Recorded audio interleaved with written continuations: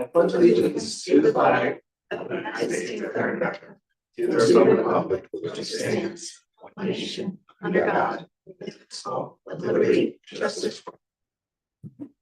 All right, we get some motions to approve. As first tonight's agenda, May 12th, 2025. Motion to approve agenda for tonight. Second. Right, all in favor? Aye. Good, unanimous. And can we have a motion to approve the April 28th minutes? To approve the April 28th. Second. Okay, all in favor? Aye. Good. All right, school committee chairperson comments. We have this tonight, but I should not have a lot to say. I guess first off, I just want to recognize on behalf of the school committee that last week was Teacher Appreciation Week. Although we didn't have a meeting, I want to thank the teachers for all that they do. So thank you all. We're here. I guess number two is I want to thank everybody from both Mendon and Upton for the results of the town meeting, and Upton for the results of the ballot last week. And anybody who's watching online, reminder, you're in Mendon, you get to go out and vote tomorrow. So let's get going. And with that, I also want to thank the MUCP, this group, and especially Maureen and Jay for all the work that they have done to get us where we are. This was a first class effort with incredible materials and great talk tracks. And I think, knock on wood, the results will continue, but what we've seen so far is very indicative of the work that's been put into it. So thank you all very much. And we'll thank, if Matt was here, I'd congratulate him for his re-election to Upton, but I'm not sure he's watching online.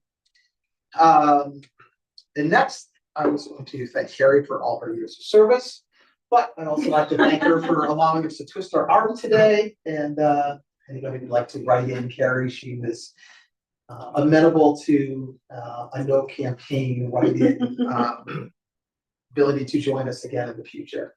I was going to go on and on about all the mentoring and coaching she's provided for the years, with great things, because it's also true. But we can save that for a little bit. 3 years. 3 years. And then lastly, when we get together at the next session, we'll go ahead and reorganize ourselves. So I just want to thank my fellow colleagues on the board for trusting me to be chair for the last couple of years, and look forward to reorganizing and find the next person to sign up for that. So, with that, we can move forward to community comments.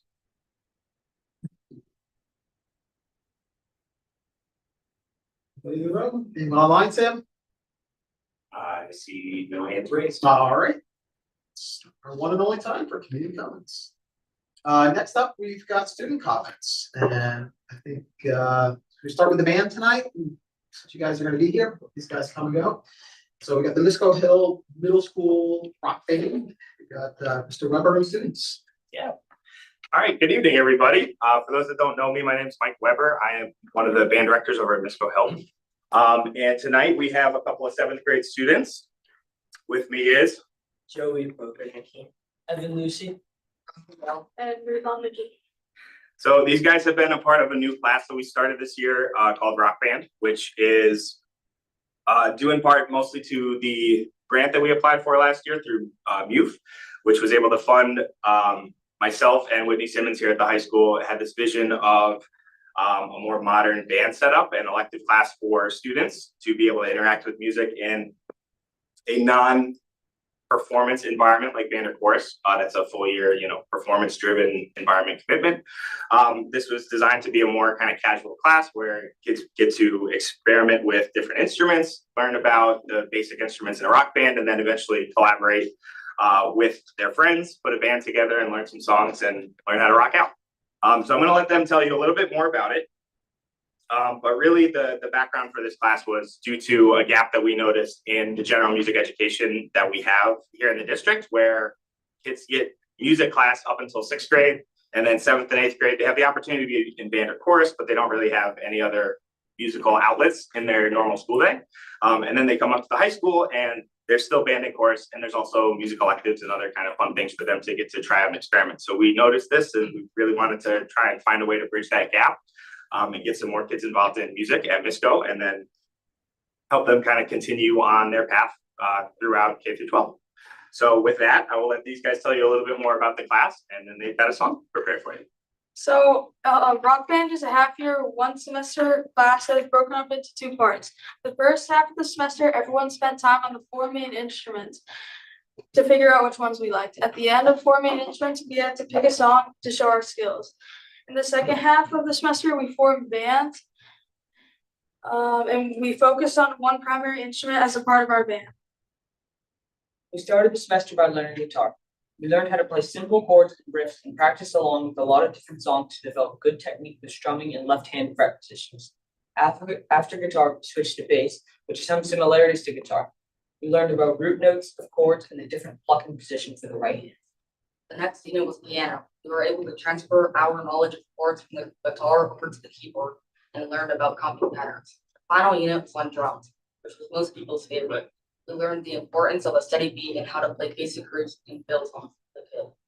Once we had each developed some confidence on all four instruments, it was time to form our bands. First, we had to fill out a record contract proposal and submit it to Mr. Weber for approval. We were able to choose any song we wanted as long as we were able to do the research online and use the skills we learned to teach ourselves how to play our part. We spent times rehearsing with our bands and often needed to communicate and compromise to get the song sound how we wanted. Then once it was ready, we got into the studio, also known as the closet next to the music room, and recorded our song. Then we got to film a music video and create album art. We used our iPads and some basic audio and video editing for most of the project. My favorite part of the class was filming the video, being with my friends, and having Mr. Weber teach us the songs. My favorite part of the class was choosing a song for each instrument and displaying how we played each. My favorite part of this class was working together with friends. I liked working together with friends and the guitar. I like guitar so much I even got one for Christmas. All right, cool. Nice. All right, we're just gonna get set up really quick.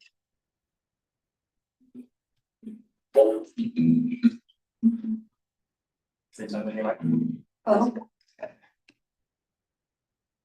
Hello?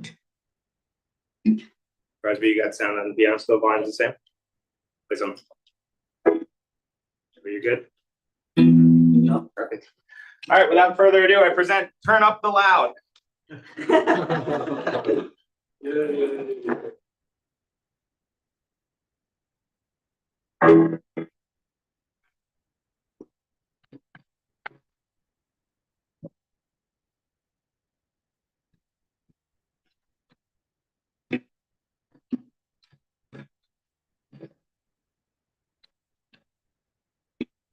Just a small town girl living in a lonely world. She took the night train home.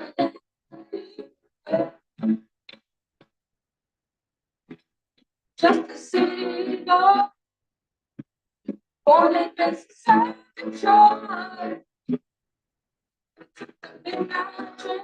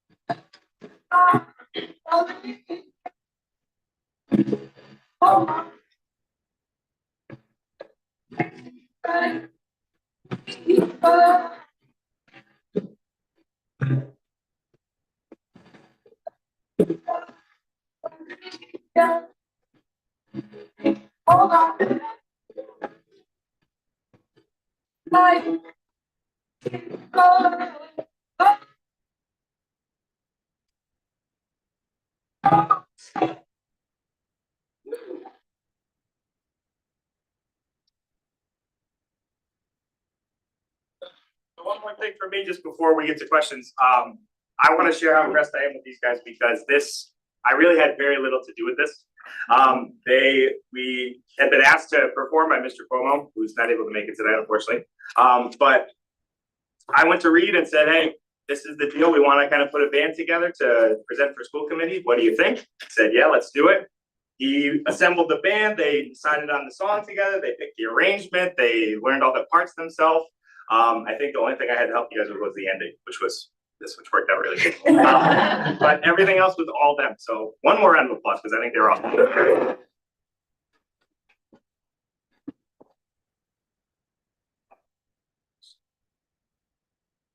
I just have to say, it took everything in my power not to get up and sing with you, because that's my, if anyone in the room knows me, that's my karaoke song. If you're gonna play that, I'll come and sing with you sometime, not live on, but it was awesome. It was awesome. Thank you for picking one of my favorite songs. I really appreciate it. But I'll ask the question, are you playing that tomorrow night at the outdoors?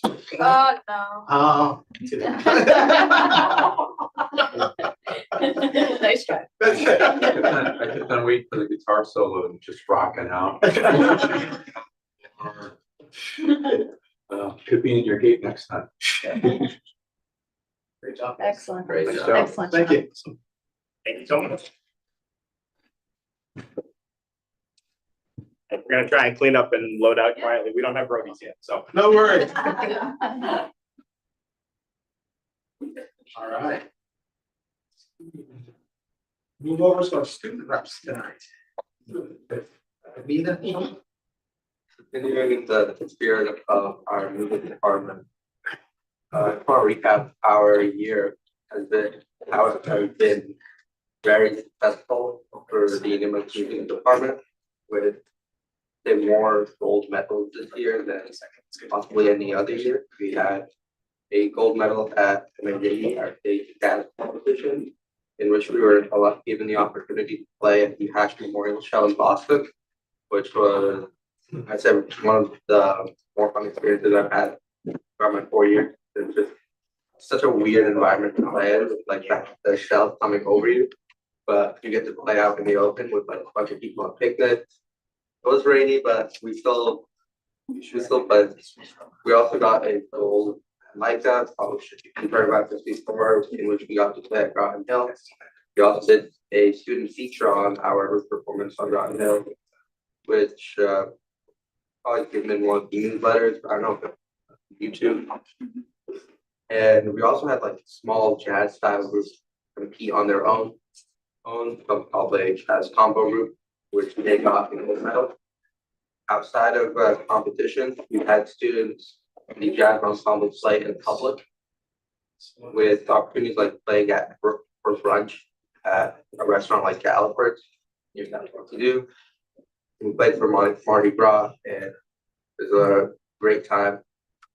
For our upcoming events, we have the Disco Pops tomorrow, the Nip Pops concert Wednesday night, which we will try to play outside. Hopefully the weather doesn't turn on. And we also have a senior music night. All the seniors will come up with something that they wanted to play and maybe use some of the underclassmen to help them. Like they have like their ideal performance that they would maybe they would give them a chance. I believe that's next Wednesday at First, it's been a great year. Kind of sad to see it all go. So, So this is Mina's last meeting. So we have a little something to recognize you. And I don't know if you heard, when I was talking about it, Mina is gonna be going to Bowdoin. That's where I went and I'm so excited. And then he said he's gonna send me lots of postcards and emails to tell me how good it is up there 30 years later. But congratulations to you. You've added so much to the committee over the last 2 years. It's just been a joy having you sit here and help us out and give us insight into everything. So thank you. Thank you. Thank you. Good luck. You played the hat show. You hear yourself, did they have speakers on the sides or how did they do that? Like we had mics on, they put mics up around the instruments, around the band, so we could definitely hear ourselves and hear other members of the band, but it's kind of weird because it rings out, but the hat shell covers you just enough for the sound to also bounce back to you. It's kind of like a weird mix of both, which I'd say is probably one of the more fun things about it. Thank you for being here. Thank you. Thank you for having me. All right, so I have two things to bring up. First is our art festival. So this Wednesday, we'll be holding our 40th annual art festival, and the team will be pieces of artwork from 8 a.m. to 4 p.m. I know it's definitely going to be there with her artwork. I'm excited to check that out. And then next, DECA IC. So over break, we brought about 20 students to Orlando, Florida for the International Career Development Conference. So students got to compete against members from across the world, and then also got to attend various leadership academies. So a little shout out for Zach Johnson, Haley Gibson, and Max Fernandez. They placed 6th in the entire world based on their international business plan project, bringing Top Golf to Japan. So that's very exciting. That's awesome. Yeah. Great, thank you. All right, I think, Dr. Cohen, you're up next with superintendent and administrative reports. Yeah, so we have, I can probably just have us take a look at, I don't see Simon here, but Mr. Harding is it comes forward every year with a music festival that goes to Orlando. You have access to the request for school committee approval in there. For the dates, are the 16th to the 22nd. And have you ever been on this?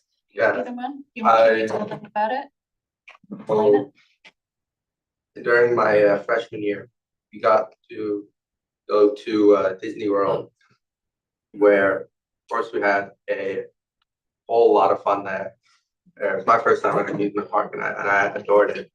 But we also got to play under like the instruction of people who actively performed the songs at Disney World. So we got to get like original pieces from the Disney soundtrack, and they taught us how to like, if we were a professional group, how we would come together and practice our parts and learn it separately before we would learn it together. I also got to experience the chorus version of this, where I definitely sang my heart out, and it's a very fun experience. So this is the standard trip that does semi-annually. I don't think you're familiar with it, but I think it's every 4 years. oh, okay. It says semi-annually, Yeah, but anyways, I think it's if Well, you're, yep, okay. I believe we do a trip every 2 years, but Yeah. the Disney or the Florida trip itself Yeah. is every 4 years. So Gotcha. how we had Virginia, it, 2 years. Okay. yeah. So Virginia was, I believe, last year, and then the last Disney trip was my freshman year. So do you, I guess, going through it, I guess my biggest question is, I guess 2 things. One, it's Thursday, Friday before the school vacation week. When you're on the festival Disney website, they do run it the following week as well, and attended the week after. You can do it without missing any school. I know we pushed back on the Italy trip and they changed their dates to only miss 1 day of school. I don't know. I have a hard time treating the Disney trip differently than I did the Italy trip. I wouldn't be comfortable moving as proposed. I'm just one person.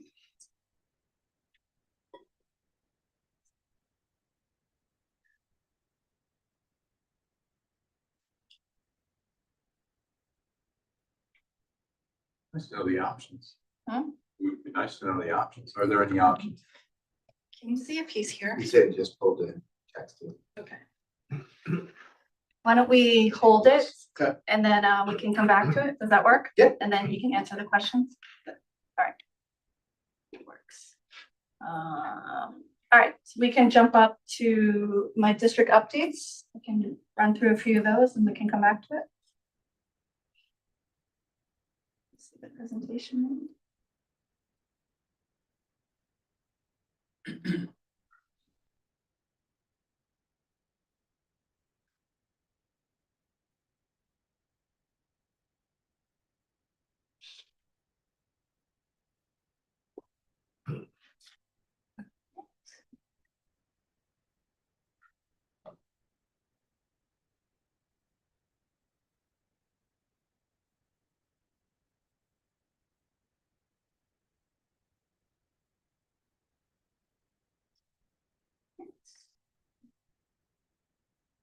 We go to the next slide. I just wanted to give you everyone an update that we might receive. It got pushed through to the House into the Senate. State earmark for key card security and access. I told you that for the last 3 years I've been putting in for the key card access. Had a long conversation with Representative Murray about it, and he reached out to me just about a week ago to let me know that that did make it through. He submitted it. I know that Representative Muradian, because we just saw him last week, signed on to that as well. Representative Murray felt that it would make it through. The only thing that would cut it out would be if the governor just wasn't funding a certain amount of the earmarks. But he felt that it would make it likely through those stages. What that would mean if it goes through, then that would be taking off that amount of money out of the capital projects that they go through. Great. Right. Next slide. For grant awards, I feel like we're always talking about innovative career pathways, but that's because we keep expanding them and getting a number of grants. And it was just announced at the Massachusetts, just pull it up here so I can see it too. They had a STEM summit at Gillette Stadium, and that's Lieutenant Driscoll. We had Tara Ryan and Jim Gorman that were there for the public announcement that we received the ICP designation for my environmental science and healthcare. And so we'll come forward and have a number of updates as we go through that process, but we're excited to be expanding that, and really want to thank the team for all their hard work and the planning of that grant. Next one. Capital project vote numbers. I know that Eric mentioned this, but just wanted to throw the numbers up there. It was pretty overwhelming at both town meetings in favor of all 3 projects, and also we'll have a typo there, the Upton ballot, and went through, and just a friendly reminder that the Mendon ballot is tomorrow. Next slide. This was exciting. We had Dr. Tutwiler, who's the Secretary of Education, and he's also the interim Commissioner of Education as well. So he had a dual role. And he got word about a week ago that he would be kicking off the Massachusetts Teacher Appreciation Week recognition here at Nipmuc. So he came in, high fives, met with teachers, read a proclamation from the governor, visited some classrooms, did some shout outs, and I'm gonna see if we can get the video to work. It's on my LinkedIn, that's the only way I can figure out how to do it, so we'll see if it shows up. Is that it? Yeah, so if you can get that. I'm gonna pick it up, I'll hit page, and then I'll point to you when you're live. Sounds okay? good. It's a little bit of a delay. Good morning, Nipmuc community. It is an absolute honor to be here in this community today to celebrate the kickoff of National Teacher Appreciation Week. I would submit to you that any day is a good day to thank a teacher for the work they do with you and for you. My ask to all of you, the students in the building today, is to extend your thanks, your gratitude to your teachers today, not just the ones here in high school, but also the ones that you had before you arrived in this incredible institution. On the count of 3, please join me in saying thank you and then your teacher's name. 1, 2, Happy National Teacher Appreciation Week. We appreciate you, teachers. Thank you. Yeah, it was great. So they pushed out they had all these social media people and pushed out a ton of videos and, thank yous and everything. But it was definitely an honor. And he was great. On the next slide,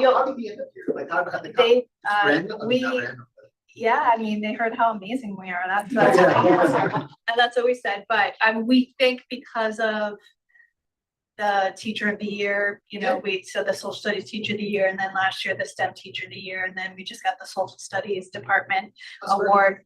We think it was related to that. It does coincide a bit with the ICP announcements that, we're one of the schools that received ICP as well in the state, but we think they didn't necessarily specifically say why. But yeah, we were happy. It was great. Yeah.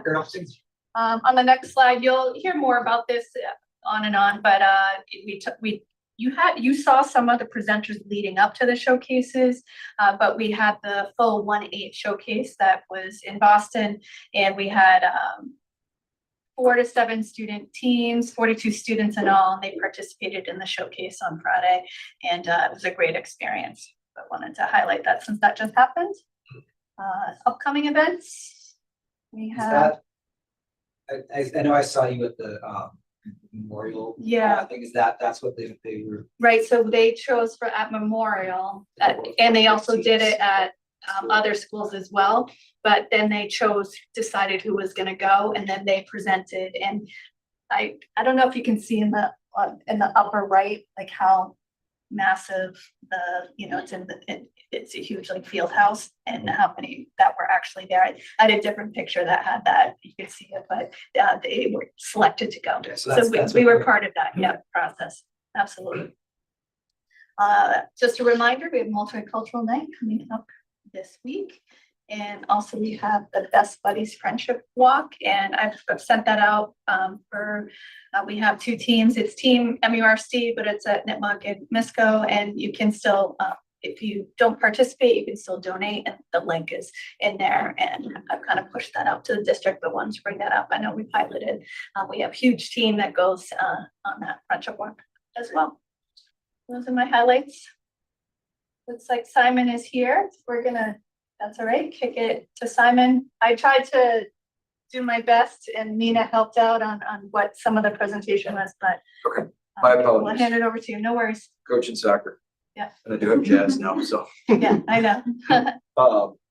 Appreciate you taking your time. I saw some of you requesting access. Is it not giving you view access to the itinerary, sample itinerary? That's correct. Apologies for that.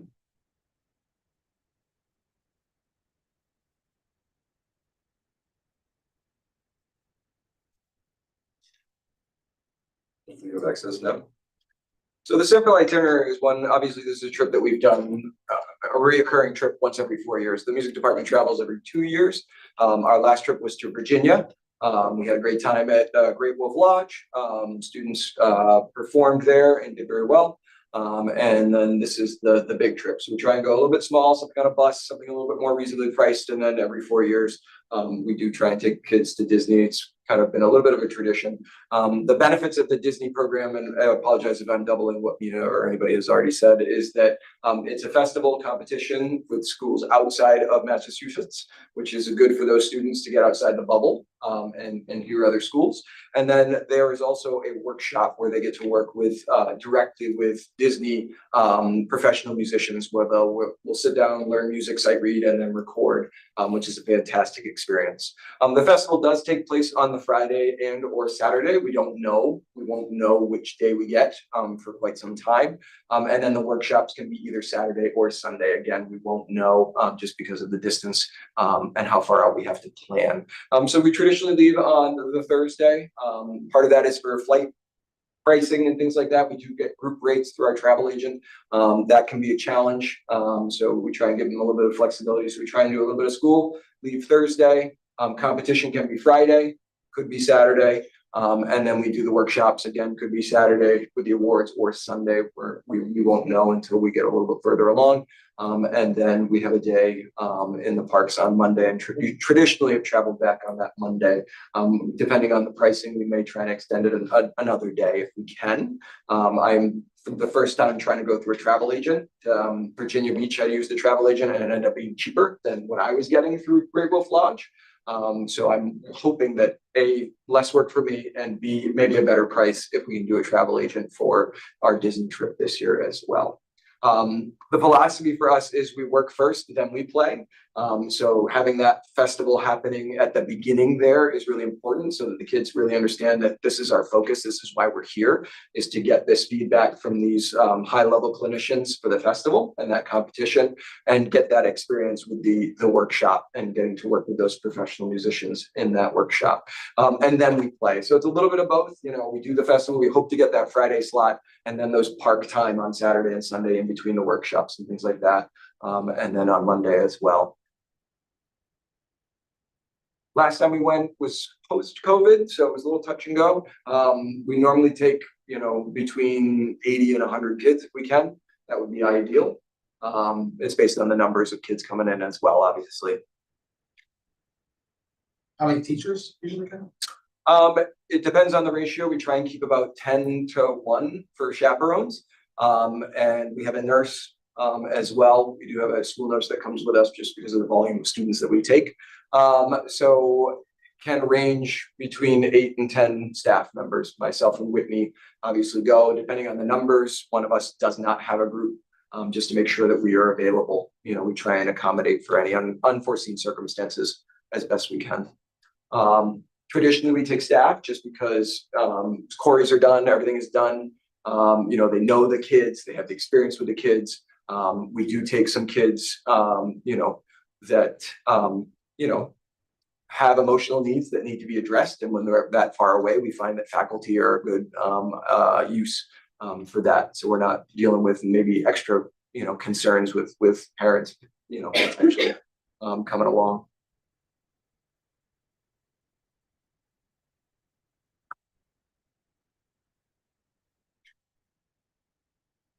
So what are the dates? You have the 16th to the 22nd on here. That's Thursday to Wednesday. I think you said Thursday to Monday. Right. So we're trying to, I don't know yet. It's based on the pricing. Traditionally, we have come back on that Monday just because of the price. I was hoping to have a little bit of a window, so understanding that we may go a little bit further in, but traditionally we have not.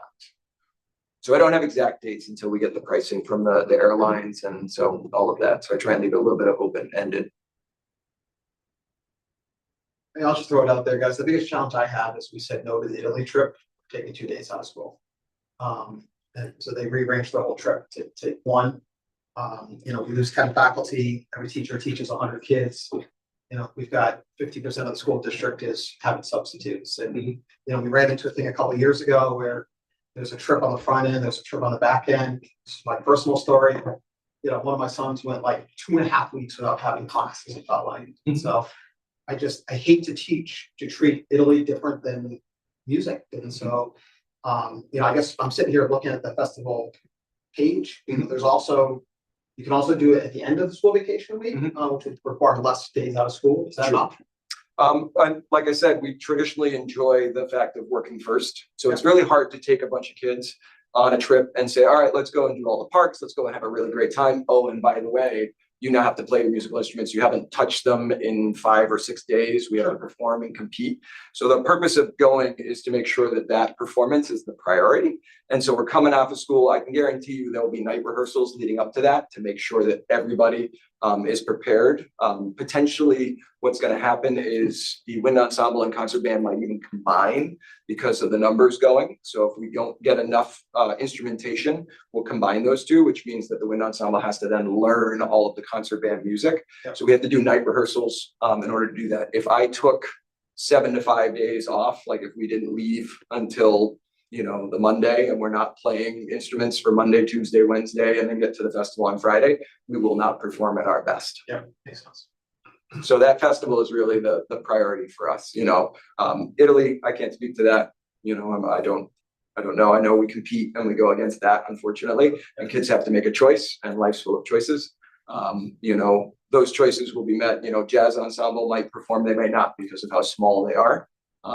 You know, so those are some of those decisions that need to get made based on the numbers a little bit. But our philosophy is work hard first and then enjoy a little bit. I don't know, I morally struggle, I really do, because we made them rearrange their whole trip. Yeah, I don't know. I mean, all I can say is that our purpose and our function isn't necessarily culture and looking and, you know, we have a job to do and we need to make sure that we do that job. Yeah. I can also say that we don't travel every single year. You know, we don't give those kids that opportunity to travel every year. You know, perhaps on a year, depending on the festival that we are doing the bus trip, we could maybe consider that for sure. You know, that's all I can say to that is that, again, we try and work hard first, you know, before we play. So that's how they basically organize this, is there's 2 festival weekends. It happens on either the Friday or the Saturday, or it's just however the schedule works out for either one of those weekends. Correct. So we'll apply, we have to fill out an application for Disney and we'll say we would like this weekend and we will either get a Friday slot or a Saturday slot. We would prioritize the Friday, again, just because we get there, we're fresh with the music and then we have to perform on that Friday and that's our purpose. I can remember one year we did a little bit of Hollywood Studios, so we'll do like a little bit of park work just because we have the time and then everybody goes and watches everybody's performance. So it's not even like we split up.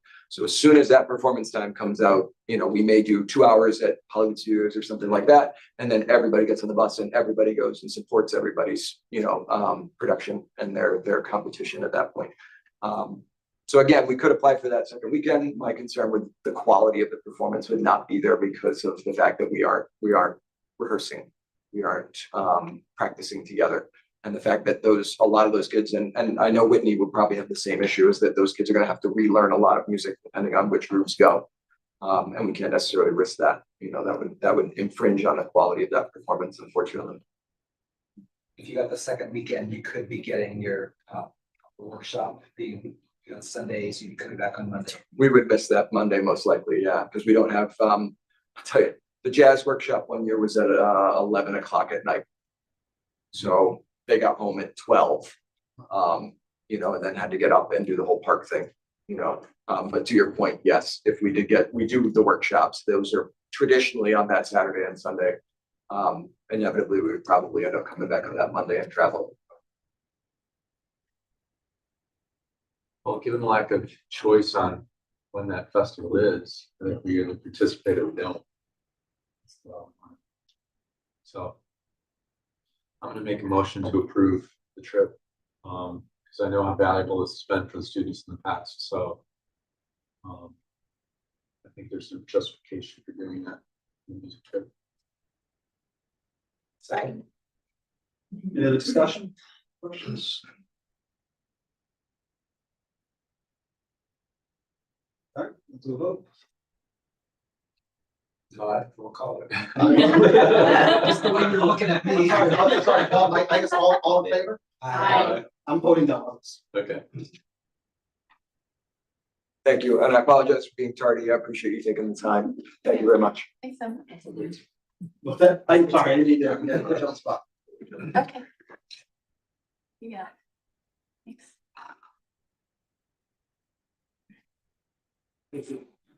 So next up, we have Cheryl.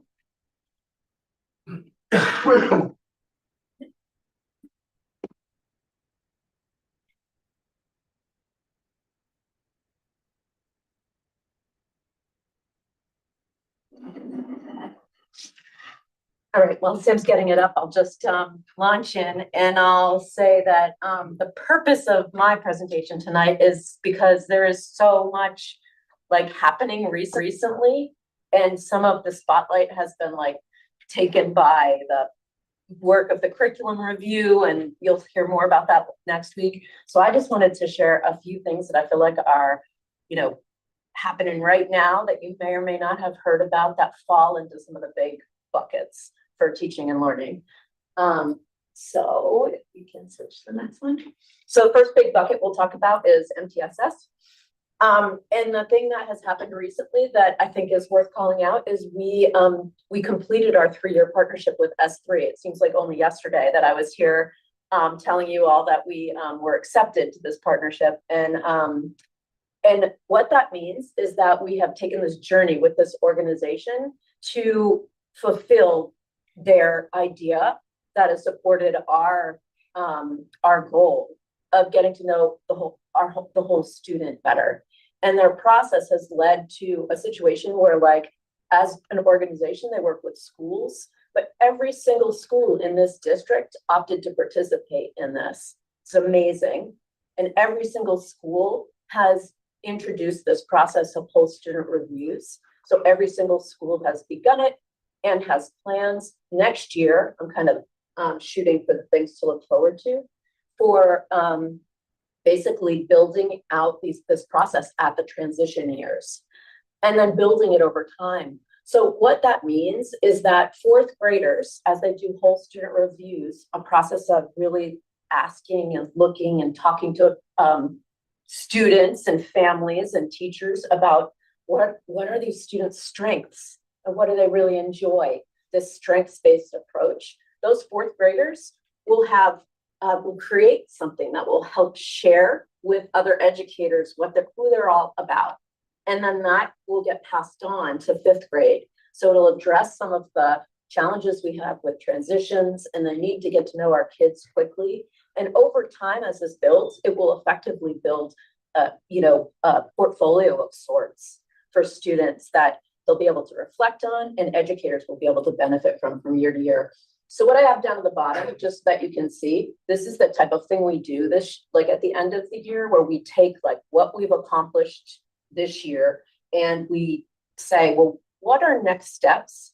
And what specifically does that mean for each school, kind of like to make sure there's an internal accountability there. And then how does that align with our action steps? So this is going on behind the scenes with a lot of this work, but this was a good example for it. PD, I'm going to highlight something that happened last Friday that at the middle school. So this is kind of cool. The middle school all year has been kind of establishing norms or reestablishing, I should say, norms for school culture.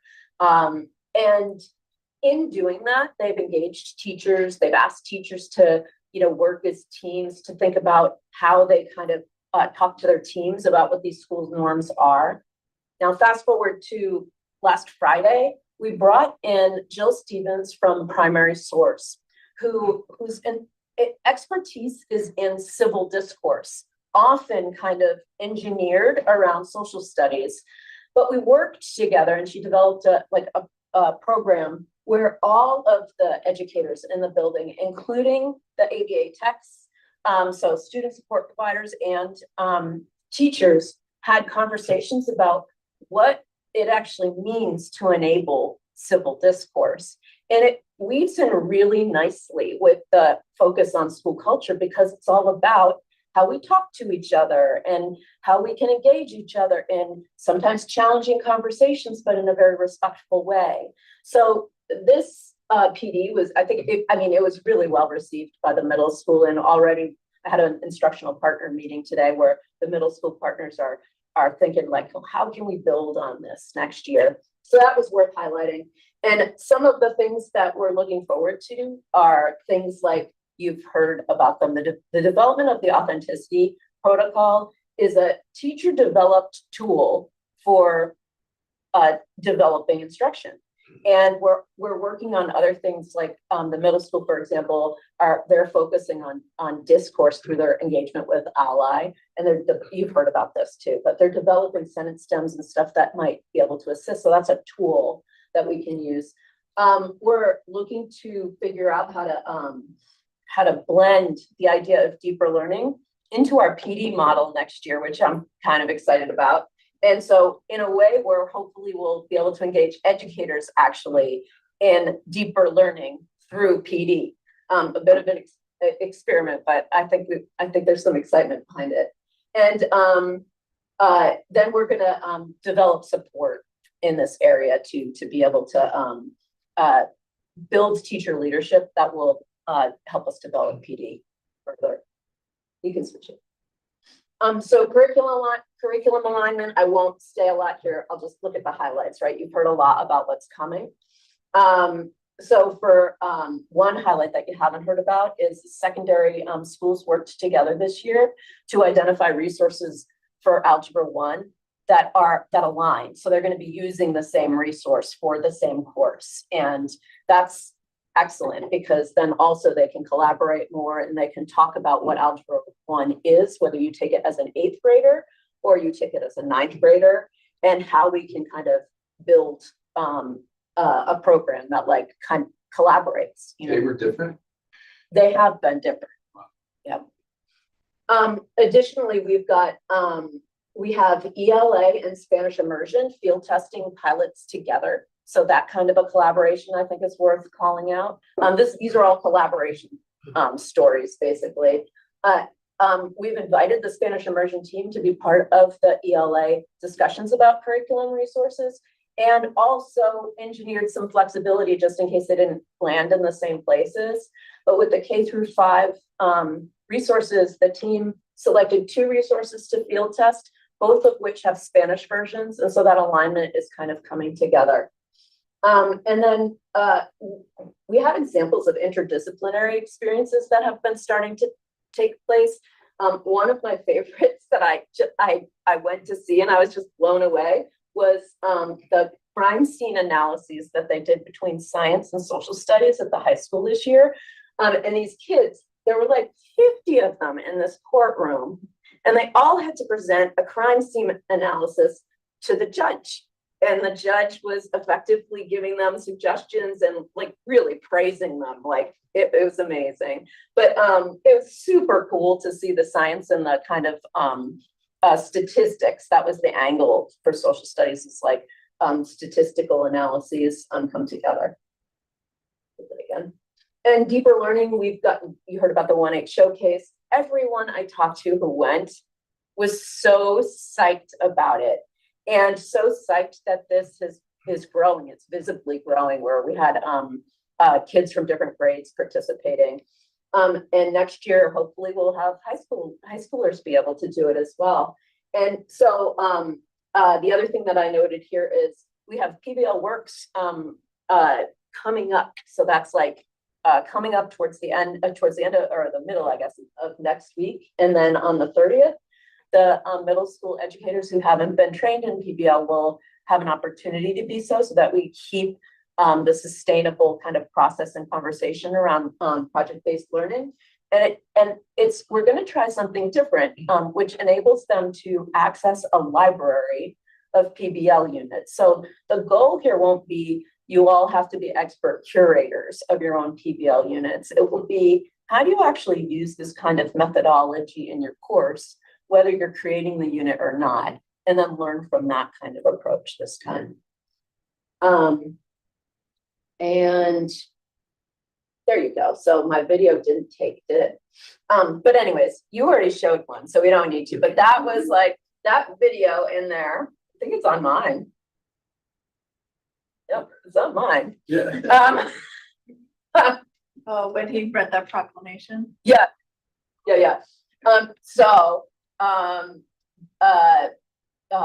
Dr. Tutwiler read a proclamation and left it at NIMUC on Teacher Appreciation Week, and he was reading it to a group of teachers. But anyways, last week was just something special.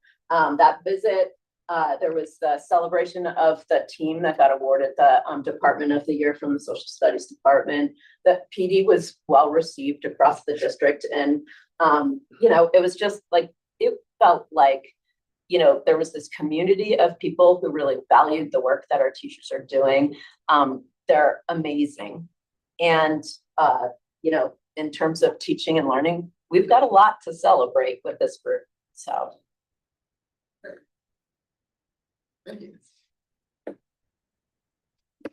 So that was the award was for social studies.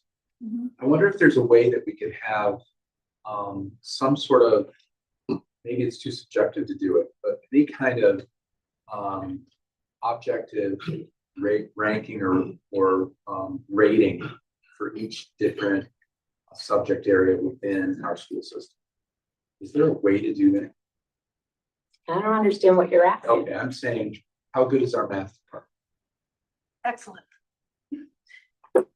See what I'm saying? Something that's not subjective. Well, I mean, we look at tons of data, Yeah. right? You know, when we come forward, we bring MCAS data, or iReady data, or we look at AP scores, or we, you know, have internal data. If that was That- what's that important tracks. to you. I guess that's. And that okay. tracks our growth and strengths and areas and over time, and we're Yeah, that's analyzing true. that, right? That's true. I mean, it's nice to get these external validations of some of our work, right, and highlights, which we always try to bring forward that, you know, we have tons of, especially at the high school, which is, tends to be more of a high school thing, because. So based on not just the testing that the state provides and everything like that, but something relative to this deeper learning concept, the concepts that we're introducing to the teachers, is there a way that we can measure how far we've gone and how far we anticipate we can go? I'm not sure really how to say it any differently. Is there Well- any kind of empirical evidence that we can use to show how we're making progress to I mean- kids learning? One empirical would be just how we're expanding it, like by numbers and expansion. It's more qualitative in a lot of ways because it's about deeper learning, right? And it's going to show up in quantitative tests of MCAS and all these other things, but it's about these meaningful, how do you quantify bringing students to a real life judge and getting feedback on their, Oh, you know, yes. work, right? You know, Great. that's, you're not going to be able to get that, but we do a fair amount of like student, you know, input on their experiences, particularly as we're trying to do a lot of reflections with Portrait of a Learner and embed and work on portfolio development over time, which is some like we're leading into next year. How can we start to capture some of these key capstone moments for our students and relating to Portrait of a Learner with reflections over their time? And I think that's going to be another way that we'll start to see Those are great. Those are learning great experiences things. for students. I don't know really, I'm in a place where I don't know what I don't know, so it's very difficult for me to uncover this. But if we were to have some sort of brainstorming about what are the symptoms we would anticipate we would see if we're succeeding in these areas, and then have this is the incidence of that symptom happening within our student community, and here's how we measure it going forward. Can we replicate that or improve upon it or repeat it? That's what I'm kind of saying. Some way of developing a process where we can continually improve and measure our improvement. So what I feel like you're getting at is something that we're kind of touching on the edges of, but in a way that is developed through the community, right? Not like layered onto the community, but developed through it.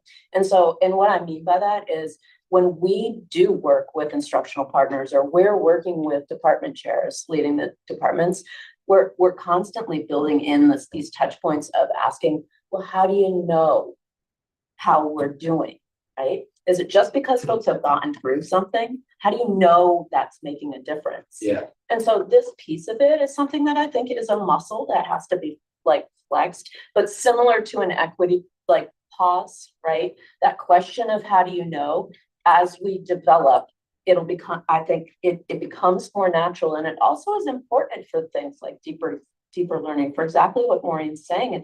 It's not about like achieving something on a standardized exam, right? These deeper learning experiences are important to grow in school districts and as instructional strategies, exactly because they help kids learn in a way that teaching to a test or through rote doesn't often solidify. And so will there be improvements in standards? I would expect there to be, as we map eventually, like standards that are covered in some of these units, but I wouldn't expect that in the short term you'd be able to quantify what you're looking for that way. It would be more from us asking ourselves, well, how would we know? What would we expect to see in classrooms? What would we hear students saying? What would we expect on a survey result? Yeah, okay. I'm satisfied with that answer. We could talk forever on it. Yeah, I'm pretty sure. is, it's hard to measure what you're saying. I get it. Absolutely. I get it. It's part of, you know, when you've got to develop, let's just say, if you're in the middle of developing product, you don't know what you're developing. You don't know what impact it's going to be. You have to do that, right? You have to figure out why it is going to be successful.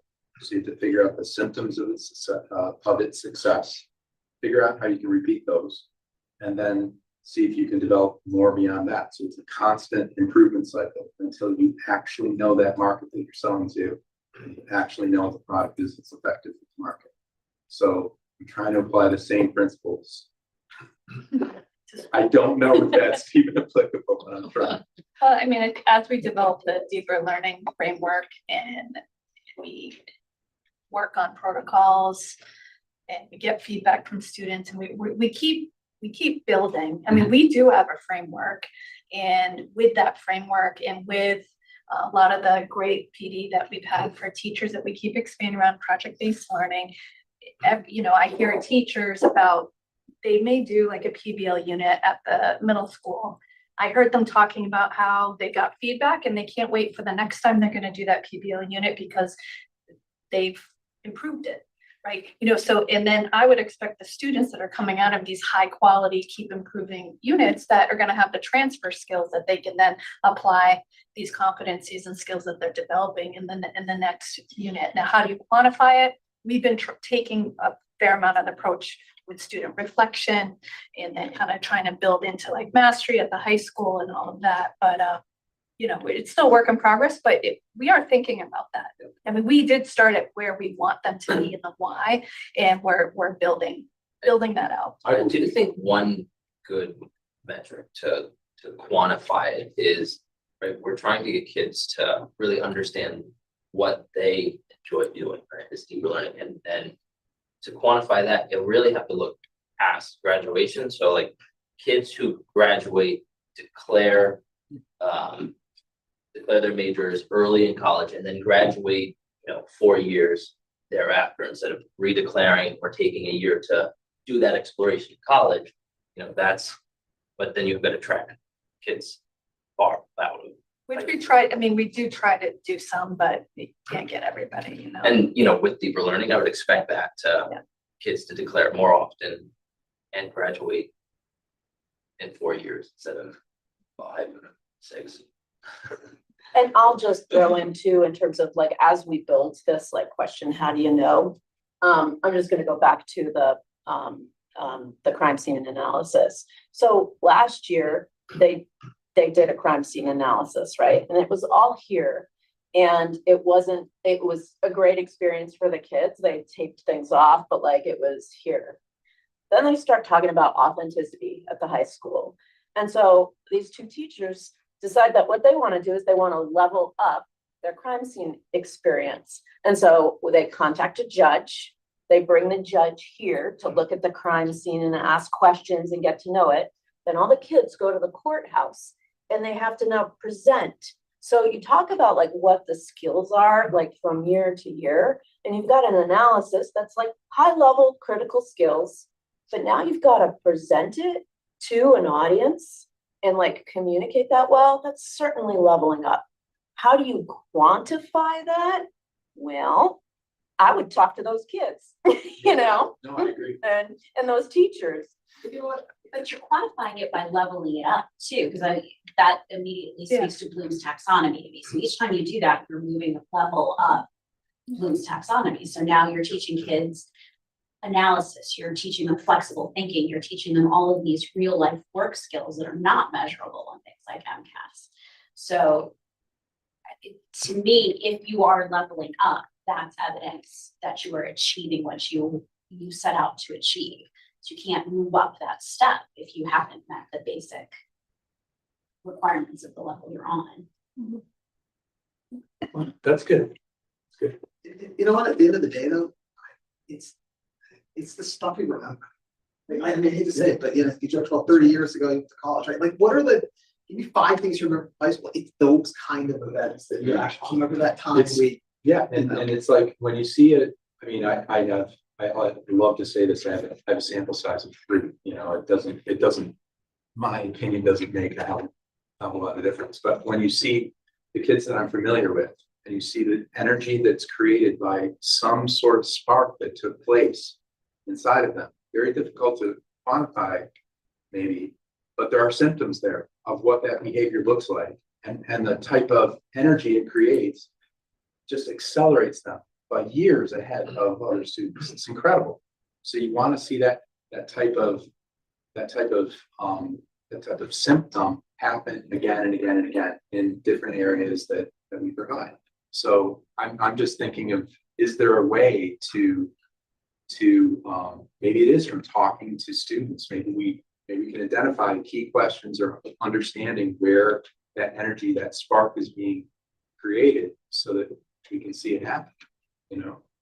And I think it's important because there's so much data and so many different things. You can always cherry pick something and say, hey, look, we're doing it right because here's a metric. And then the next year there's different metrics and say, oh, look, we're doing it right. This is improved. But instead, if you're starting with a goal and saying, this is what we're going to try to do. This is how we're going to measure it. This is why we're going to measure it this way. And this is what we expect. Then you at least have some success criteria. You have some way of saying, not only to ourselves and validate what we're doing, but also to other people who are paying for this, to say, look, this is how much we've improved. This is why we've improved. This is what the impact of this improvement is. And we start to be able to tell the story, and that builds momentum for the school district. So I'm just, again, we could talk for a long time about this. I'm just asking, have you thought about it? It's clear you have. So thank you. All right, new business? Jay. Sorry, Jay. Wow. I scrolled up to call old business. No pun intended. Wow. What? I'm just. Oh.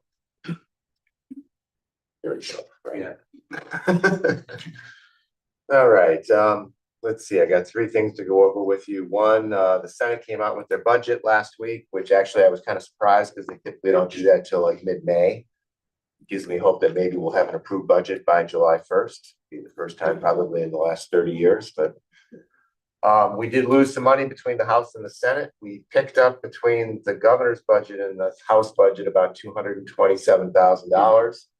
That gain is now $161,000 after the Senate did its work. The reductions were in charter tuition reimbursement, regional school transportation. It's still better than the governor's budget, so it's still $161,000 is what we started with. So I'm okay with not that it matters whether I'm okay with it or not. That's 161,000 above what we certified at? Yes. All right, so that's one piece. As far as the year to date, I did a little bit of sorry, for some reason every time I come up here I choke. You're allergic to present. Yeah, it's old business. Just gonna ride on that for a while. All right, so on the year to date for where we're at, the reports are in the folder that I share all of them with you on. Again, I took the same look I did about a month ago to look at where we are as far as percentage of the budget we have left. We've spent about 80%. It's not an alarming number in my opinion. It's pretty good. A lot of what's left is salaries that go out and the balloon payments that go out at the end of June. But still, it says it's like a lot higher than it has been in years. It was higher than last year, yes. Not than 23. I don't consider 77 to 80% is not a big chunk. One of the things I looked at, and I did this because when you look at the year-to-date report, you'll see a couple of the sublines are dramatically higher than in deficit, and they jumped out at me. So I figured out, let's look at all the sublines because it's really a gamble to try to budget for substitutes because you don't know who's going to be out for, illness or whatever the reason. So you kind of have to take a guess. We've been pretty consistent budgeting around the same amount, but in general right now, we're about 9,600 hours over budget on subs. Again, it's not alarming. We've got a lot of other accounts that have surpluses in them that will offset that. necessarily recommend that we want to increase those sublines. We just kind of want to keep them steady, but we do have to watch it. So these are daily subs. The thing that we don't really know going into the year is long-term subs, which is usually parental leave type subs. You know, you have no idea how many of those you're going to get. We've had several this year. Anyway, so that was one of the things I looked at just because it jumped out at me when I looked at the year-to-date report, the expenditure report that you guys have a copy of. Building maintenance, we've got like $500,000 left. I think that's actually really good. We've had a lot of expensive things that we had to do this year that we didn't budget for. Two most recent ones is the security alarm system at Misco Hill was upgraded, and the fire annunciator panel, which is the thing that controls the fire alarm at Clough, had to be replaced. That was about $36,000. Those kind of things pop up every year. So again, you know, we try to anticipate what's going to break, what's going to go wrong, what we have to deal with. But at this point of the year, typically Ken and I have had discussions now on what we shouldn't spend money on at this point because we don't want to overspend our budget and try and stay where we're at. So I think we're in pretty good shape on building maintenance as far as that goes. Why don't those two numbers add up to 30? Say what? Why don't those two numbers add up to 30? That's the difference between the two. So you subtract the year-to-date budget. Right. They don't. They don't? They did on the spreadsheet that I had, so there may be some other, I'd have to go back and look at the spreadsheet. Yeah, quite honestly, I can't give you an answer. $250,000. 200,000, okay, then I'll have to go back. I did this on a spreadsheet on pulling reports out, so the only thing I can think of is maybe I had data in from a previous month. Sorry about that. That means we have more money left, right? Maybe. See, in that case, you know, it's always good to have more money. Depends which one of the three is wrong. Yeah, I can go look it up when I go back to the front row seat back there. Again, we've got about $8 million left in this year's budget. Again, the overwhelming majority of that's going to go out in salaries when we do the balloon checks, the last payment in June. But all in all, I think we're in good shape as far as the year to date where we are. I still think we're in line with where we need to be. I think we'll still be able to roll some money into E&D at the end of the year, which will help because we did appropriate out of E&D again. Want to try and keep that stable. The school choice numbers I gave you a month ago haven't really changed. We still have probably $100,000 we shouldn't have to use that we had originally appropriated. So that'll save a little bit as far as going into next year as well, because we did increase our choice appropriation for FY26. And I think that's it, unless there's other questions. All right, I'll go find out why I'm $200,000. See what I looked up. All right, now new business. Okay. I'm not purposefully bringing the calendar back every meeting, but what happens is, you know, it's ever evolving. People have different ideas or different things come up, and this not brought forward earlier. The elementary school principals, so Wendy, Lauren, and Liz came forward and they asked if we could consider this, that in their prior districts, what they did is they would have kindergarten end like 2 days early at the end of the school year, and then therefore they would use those remaining 2 days for the screening. So those kindergarten teachers would do all the screenings on those remaining days. They said it's really effective. I said I would bring it forward. Obviously, we wouldn't be doing it for this year because we haven't notified families. This would be for the calendar for next year, but I would recommend highlighting it next year and see how it goes and if it does improve our services for our students. But What do we do now? They do it like appointments here and there. I don't even know like what time of day when they're doing the screenings, they have to get coverage sometimes for the teachers to come do the screening. Sometimes they do it on half days. I can answer that. Do you know? It's usually they have the Title I tutors or the ADAs who will fill in the kindergarten classrooms with the kindergarten aide, while the kindergarten teachers do the. So they're getting sub coverage during the school day. And here, they'd be able to just devote this time, spend it, and then, you know, help work with all the families and be concentrated on it. So it seemed like a good idea to try.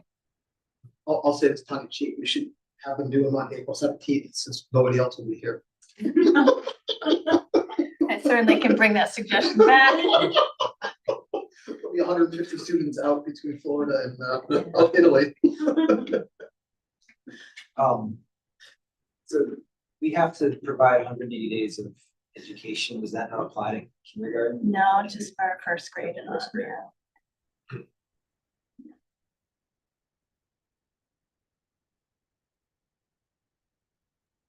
I'll make a motion to approve your calendar request. Second. Kindergarten's just Wild West when it comes to it. I guess if it's still half day kindergarten is an option, then. Yeah, maybe 2 I days mean, early is that's full what it, kindergarten. yeah, it's not mandated, but you know, we obviously went to the full day and have been doing it. But I think it's worth a try to see if it is more effective. I'll get feedback from them, you know, next year. But they said they both did it in 2 different districts and thought it was, they came forward and recommended it, so sure, I'll bring it forward even though more later. I think it sounds like a good idea. Yeah. You know, and if it doesn't work out, then you just We go can back. always go back. If you can get the vast majority, if you get 70-80% of parents You know. to make it work, that's great. If it's. And then you don't have to navigate in the middle of the year, everything else. All right, we got a motion and a second. All in favor? Aye. So just to clarify, that's the last 2 full days? It would be a day and a half. Day and a half. Yeah, so June 10th would be the last day and be the day and a half or, you know, pushed off if we had snow days. Would they still be? I'm just thinking about the logistics of, so they would have a day and a half of, so they wouldn't be doing appointments in the afternoon of the half day screen. They would be doing the screenings after the rest of the school gets out anyway. No. They said they thought that could work, that they wouldn't need to go the extra day. All right, Carrie, you want to take us through superintendent evaluation?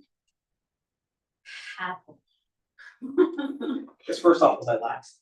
What's that? Was I last? No, you were Nice. not. In So- fact, you were one of the first this year. Wow. Hey guys. That flex. Yeah. I was only 4 days late. Still one of the first. Like, that says anything about how organized we are as a committee. I told Sean earlier today, I wanted the same rules. I was the last one to come to the budget meeting, so I had to read all the big budget numbers. So since Sean was the last one, I told him he should have to do the presentation. I tried my Instead, best to for fix some that. reason. Did you use AI? I did. I had no other choice. It's back in my day. So I even put together, although it's a very rudimentary Canva presentation for you all, so you had visuals. So I'll take the applause afterwards. And I saw on the agenda that Maureen gave me about 5 minutes to go through this, so I think I'm speaking very, very quickly. I have the pleasure of sharing tonight with the larger MURC community the results of our superintendent evaluation for the 2024-2025 school year. For those following along with us online or watching the recording later on, I'd like to speak a little bit to the process. The superintendent evaluation typically consists of determining performance on a set of professional practice standards and also in a set of goals and objectives for the district. The goals are defined by the superintendent in conjunction with the superintendent evaluation subcommittee and approved by the school committee at the beginning of the school year. Professional practice standards are defined by the state. At the beginning of this evaluation period, Dr. Cohen conducted a self-assessment to evaluate the goals and tasks which are anticipated to be required for the district year. With the help of district administrators and school leadership, Dr. Cohen then proceeded to define goals and objectives and conduct plan development to understand what could be accomplished in the coming term. These goals and objectives were discussed and approved by the school committee. During the year, Dr. Cohen and her administration worked on implementation of these plans to achieve the defined goals. And we are here today to discuss the results of Dr. Cohen's performance in these goals and objectives during the past year. You can see on the screen in front of you, the established goals developed by Dr. Cohen and approved by the school committee consist of 1 professional practice goal, 1 student learning goal, and 2 district improvement goals.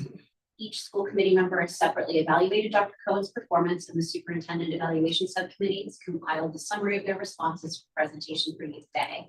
The evaluation ratings are as follows: exceeded, met, significant progress, some progress, and did not meet. For the first professional practice goal, entitled Develop and Revise Policies, Protocols, and Procedures, the school committee rates Dr. Cohen's overall progress as met. In our evaluation responses, it was noted that Dr. Cohen successfully met this goal by completing all key actions related to developing and revising district policies and procedures to align with federal and state regulations. Her work, including legal training, policy updates, improved document retention systems, and enhanced cybersecurity protocols were all part of this rating. The development of a comprehensive district protocol manual and efforts to increase staff awareness to improve communication were significant accomplishments. Reviewers commended her thorough and proactive approach, noting strong collaboration with legal counsel and alignment with DESI standards. While some felt the goal was not a primary focus during the year and communication efforts are still developing, the overall consensus is that the policy review process was completed to a high standard. Evaluation results generally indicated the goal was met, with some reviewers rating it as exceeded due to the quality and breadth completed. A summary of advice offered by the committee included one review mentioning the need for the updated 504 handbook to be added to the district website to ensure accessibility by parents and guardians. Some quotes associated with reviews for this goal. Dr. Cohen and the policy subcommittee did a great job reviewing our policies and provided updates to bring them into alignment with DESI standards. I have witnessed the painstaking discussion and review firsthand. A lot of work has gone into completing this review. Dr. Cohen's proactive and thoughtful approach to reviewing and revising district policies is commended. Moving to goal number 2. This is the student learning goal, expanding instructional practices and deeper learning. The overall evaluation rating for this goal is met. Evaluation responses included that Dr. Cohen had successfully met this goal by advancing deeper learning instructional practices across the district. Key achievements include the creation and dissemination of a comprehensive deeper learning framework, increased professional development, project-based learning and delivery models, integration of AI tools, and the redesign of learning spaces to support innovative instruction. Staff engagement was fostered through regular communication and district leadership walkthroughs, and cross-district sharing of practices is underway. Reviewers noted this goal as a clear area of focus and passion, highlighted by multiple presentations and community partnerships that elevated the district's profile. While some implementation elements will continue into the next year, the strong foundation laid this year positions the district well for sustained progress. The goal was widely recognized as met, with several comments emphasizing the depth, visibility, and promise of the work completed. Summary of advice offered. Constructive advice for this goal focused on a need to redesign and increase the use of key project spaces across buildings in order to fully support instructional goals and student engagement. Several quotes associated with ratings for this particular goal. Dr. Cohen and her team accomplished a great deal relative to this goal and have established a strong foundation to continue meaningful work in this area next year and beyond. Ranging from the mastery transcript presentation from several of the NITMUC seniors to presentations about deeper learning, agency, and authenticity protocols, a lot of work has clearly been happening in the district, and Dr. Cohen has been showing it off. MURC continues to be a pioneer in deeper learning, evident by her engagements with Project Lead the Way and project-based learning. Moving to goal number 3. This is the first of the district improvement goals, developing culturally inclusive learning environments. Overall rating from the school committee on this goal is met. Evaluation responses indicate that Dr. Cohen has made significant progress towards this goal, which focused on fostering culturally inclusive learning environments.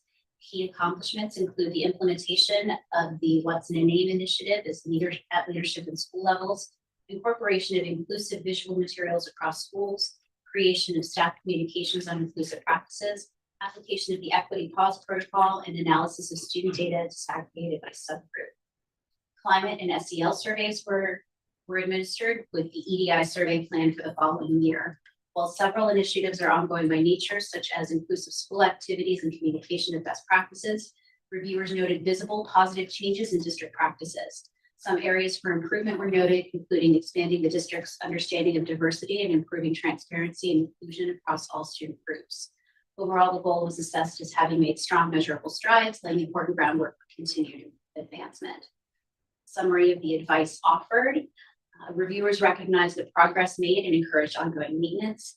Emphasis was placed on the importance of continuing to gather input from staff and students in the form of surveys.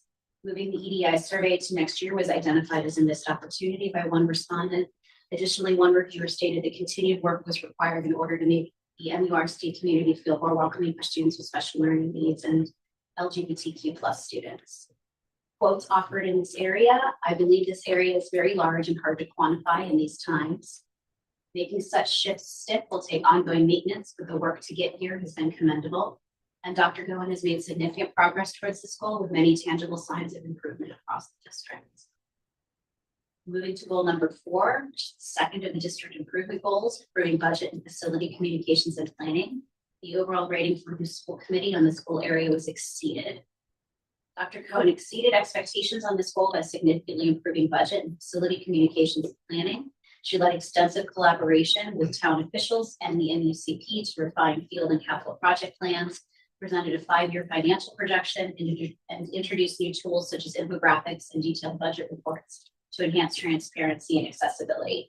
Her efforts earned strong support from local boards, including unanimous approval from the Finance Committee and positive reception from the Upton Select Board. Reviewers praised her clear, responsive communication, dedication to community engagement, and the high volume of meetings and presentations she led. While some noted concern about the process's heavy reliance on her individual effort, her leadership was widely recognized as instrumental in building trust, advancing capital project approvals, and setting a sustainable foundation for future planning. Summary of the advice. Feedback on this goal was largely positive. However, one reviewer expressed concern about burnout, stating that due to a relatively small central office staff, Dr. Cohen was unable to delegate much of this work. There was interest in hearing a plan for how this work could be more effectively shared in the future. Quotes associated with these reviews. First was no comment necessary, exceeded. We continue to maintain a relatively lean budget, demonstrated by being one of the few districts that haven't gone for a 2.5 override after exhausting COVID funds. Dr. Cohen has put in a frankly unfathomable amount of degree of effort this spring in the run up to the town elections for capital projects. And this is an area where Dr. Cohen really shines. The changes that she has made over the last several years to clarify and unify the budget process has made the information accessible to the general public. So the summaries for the 4 goal areas. The next section is her progress on the standards set by the state. First of these being instructional leadership. The overall rating from the school committee is a proficient plus. Dr. Cohen cultivates a shared vision for powerful teaching and learning, driven by the district's strategic priorities. Her support for curriculum development, deeper learning initiatives, inclusive practices, and the implementation of MTSS reflects a deep commitment to student growth and achievement. The allocation of resources for professional learning and the emphasis on data-informed decision-making underscore her dedication to continuous instruction improvement. Summary of advice offered.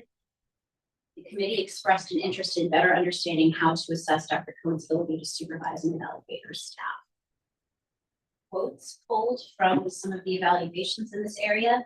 As we return to normal, I would anticipate that we would see improvements in our ability to see direct correlation between educational projects such as deeper learning and the growth of student capabilities. And I'm constantly impressed with the way the district gathers individual student data and uses this information to improve student outcomes. Second standard is operations and management. Overall rating from the school committee in this area is proficient. Dr. Cohen has demonstrated significant growth and proficiency in ensuring a safe, efficient, and effective learning environment. Her proactive approach to policy development, cybersecurity, and human resource management, including the recruitment of top talent and the development of the talent pipeline, showcases strong organizational leadership. Notably, her exceptional work on capital planning and the capital debt was described as simply amazing. Superb information sharing and socialization far exceeding expectations. Her increased focus and confidence in previously identified growth areas such as school budget and finances further highlight her dedication to competence leadership. Summary of advice offered in this area included a goal to have these processes enabled to run without as much guidance. Some concern was expressed in regards to the amount of staff turnover, and a request was made to put this in the context of what is typical for a district of our size. some quotes pulled from reviews in this area. I think the work Dr. Cohen has put into developing the processes and implementing them should warrant a higher rating once we see them working. Dr. Cohen's depth of knowledge, organization, and ability to plan into the future are highlighted in this area. And looking forward to hearing about the middle and high schools' revised schedules in the coming year and how they will provide better learning and teaching opportunities for students.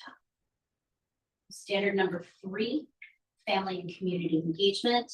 School committee rates Dr. Cohen's performance in this area as proficient plus. Dr. Cohen excels at building strong partnerships that support the district's mission. Her responsiveness to concerns and visible presence within the schools and the community foster trust and collaboration.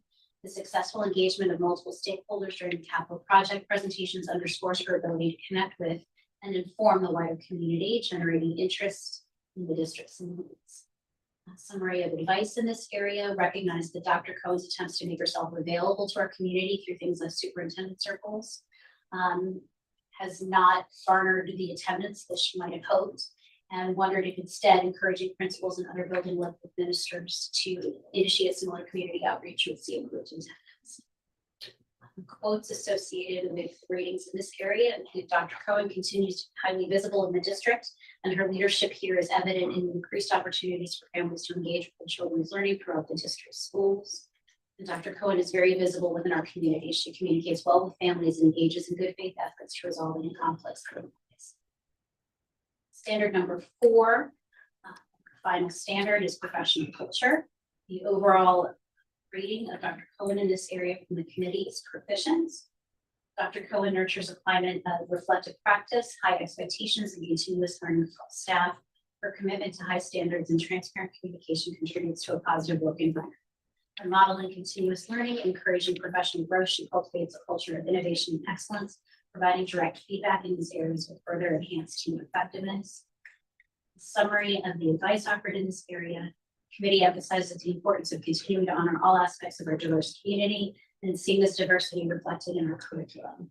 Areas for future development would include refining expectations for staff interaction and escalation processes, empowering her leadership team to solve problems independently, and ensuring presentations to the school committee are concise and aligned with allocated time. Quotes from reviews in this area: Dr. Cohen's commitment to developing strong professional culture is quite evident. Dr. Cohen's strong leadership ability to set and model high standards throughout the district are evidenced by the impressive progress towards her 4 superintendent goals. Then summary of all of the evaluations provided include several areas of identified strength. First being policy and compliance leadership. As noted, Dr. Cohen successfully completed a comprehensive review and update of district policies and procedures to align with federal and state regulations. Her work included legal training, improved documentation systems, strengthened cybersecurity protocols, and the development of a district-wide procedure manual. Reviewers praised her proactive and collaborative approach, noting the high quality of completed work. Next strength area identified was instructional innovation and deeper learning. She led the creation and implementation of a district-wide deeper learning framework, promoted project-based learning, integrated AI tools, and redesigned learning spaces to support student-centered instruction. Her visible leadership in this area through presentations, professional development, and cross-district collaboration positioned the district as a leader in deeper learning practices. Third area of strength was equity and inclusion efforts. Dr. Cohen made significant strides in building culturally inclusive learning environments with key accomplishments, including the rollout of What's in a Name initiative, use of inclusive visual materials, implementation of the equity pause protocol, and data-driven analysis of student subgroup performance. While some work remains ongoing, reviewers recognize the tangible progress and cultural shifts achieved. Fourth area of strength included budget and capital planning excellence. She exceeded expectations by transforming how the district communicates about budget facilities. Through detailed projections, infographics, and extensive community engagement, Dr. Cohen built strong consensus and earned broad support from town stakeholders for capital projects. Her leadership in this area enhanced public trust and positioned the district for long-term infrastructure success. Last area of strength identified was organizational and community leadership. Dr. Cohen demonstrated outstanding organizational leadership, especially in HR and safety. We cultivated strong community partnerships. Her ability to mobilize stakeholders, respond to concerns, and maintain transparency elevated district engagement and operational effectiveness. Her visible presence and collaboration were consistently noted as key strengths. And lastly, positive highlights mentioned throughout this evaluation period. Proactive and thorough leadership. Reviewers consistently commended Dr. Cohen's proactive and thoughtful approach to district policy development. They highlighted her strong collaboration with legal counsel and her attention to detail in learning policies of state and federal regulations. Her commitment to instructional innovation. Dr. Cohen's leadership in advancing deeper learning practices across the district was recognized as a clear strength.